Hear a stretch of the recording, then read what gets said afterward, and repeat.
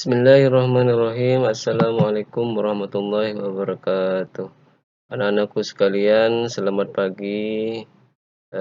Kita bertemu kembali untuk melanjutkan pembelajaran kita pada hari ini.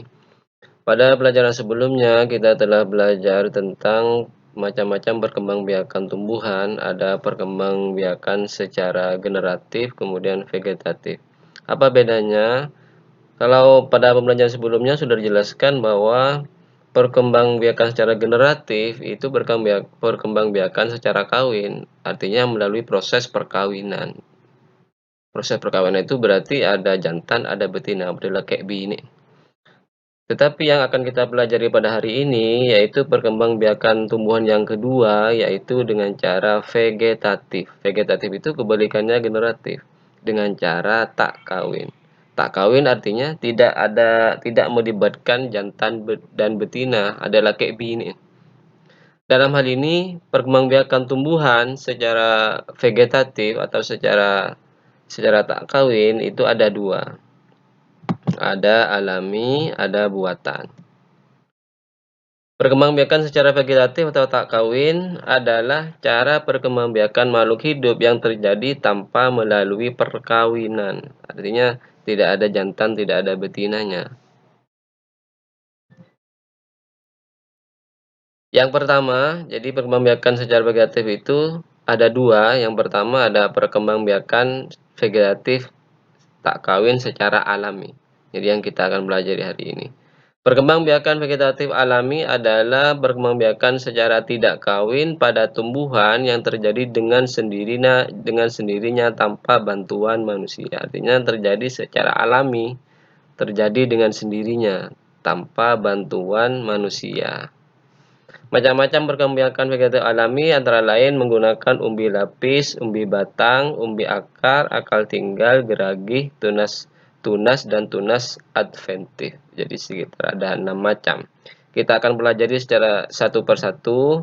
Yang pertama, perkembangbiakan vegetatif alami yang secara alami. Yang pertama dengan umbi batang. Umbi batang ini contohnya pada kentang. Apa itu umbi batang?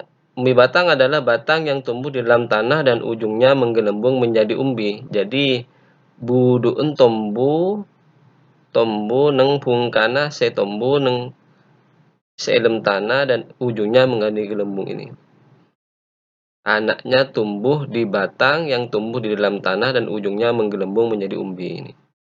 Di dalam tanah, keng kembung keluar. Nah, ini yang kemudian berkembang biak tumbuh.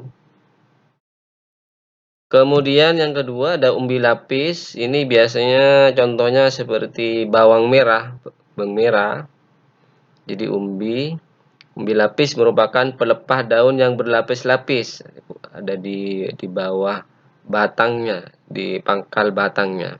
Nah, ini yang kemudian dikembangbiakkan, pabudu. Biasanya anak-anak ujungnya ini dikupas, kemudian ini ditanam, maka akan menjadi individu baru.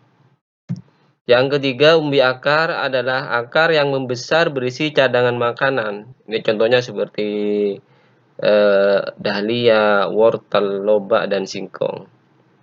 Jadi ini adalah akar yang ada di dalam yang menjadi umbi. Ya, biasanya ini yang dimakan. Nah, ini anak-anak kalau mau ditanam ya ininya. Ini namanya umbi akar. Akar yang di dalamnya kemudian menjadi umbi. Ini ya, seperti dalam tanah. Ini wortel. Cuman bedanya kalau singkong ini umbi akarnya tidak bisa ditanam. Jadi kalau yang lain ini yang ditanam.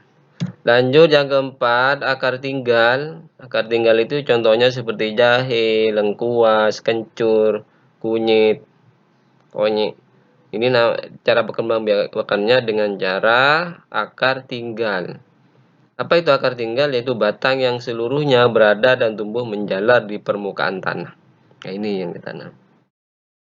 Lanjut yang kelima, geragih atau stolon adalah batang yang tumbuh mendatar di permukaan tanah.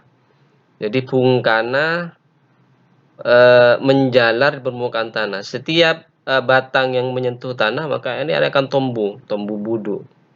Ini contohnya seperti arbe, rumput teki dan stroberi. Jadi bederpe se pungkana menjalar ya pun nyeting tanah tumbuh. Nyeting tanah tumbuh, maka itu namanya rumput teki. Ini perkembangbiakan secara geragi.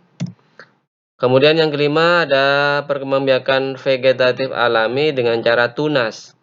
Tunas itu adalah tumbuh dari batang yang terdapat di dalam tanah seperti pohon pisang, kemudian bambu dan tebu. Jadi tunas itu batang di dalam, kemudian tumbuh buduk, ibu-ibu. Kan gedeng, kan pereng, kan tebu. Itu berkembang biak dengan secara tunas. Kemudian yang keenam, tunas adventif, yaitu tunas liar yang tumbuh di luar bagian batang. Tunas ini tumbuh pada tepi daun seperti yocor bebek. Dapat tumbuh berakar seperti pohon sukun dan kesemik. Jadi ini anak-anak tunas adventif itu tumbuh artinya dari daunnya. Tunas adventif dari daun kemudian dari akar. Demikian anak cara perkembangbiakan vegetatif alami pada tumbuhan secara alami, artinya memang berkembang biak, tumbuh buduk dengan cara alami tanpa bantuan manusia. Saya kira sampai di sini dulu. Sekian dan terima kasih. Mudah-mudahan pelajaran hari ini bisa bermanfaat. Saya akhiri dulu. Assalamualaikum warahmatullahi wabarakatuh.